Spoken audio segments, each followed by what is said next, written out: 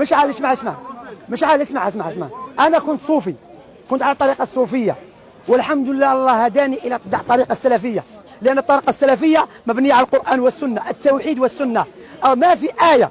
انا اعرف القران ايش يقول: وقال ربكم ادعوني استجب لكم، اياك نعبد واياك نستعين.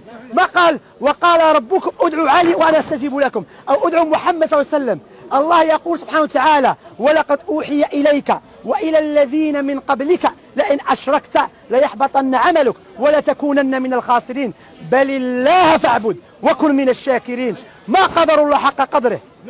والله شوف ادرس اخي، انا انصحك اقرا القران، والله كل شيء ياتي عندي. قل اسمع، ربما تقول شمسي سني، لا. انا كنت صوفي، انا كنت ادب الى، انا من اهل البيت، كنت ادب الى جدي الاكبر اسمه سيد الصافي.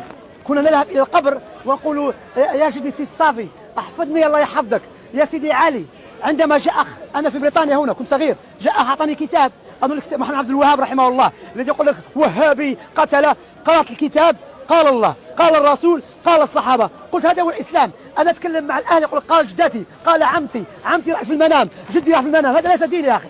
الدين قال الله، قال الرسول، قال الصحابه. انا شخصيا ما كنت اعرف محمد عبد الوهاب.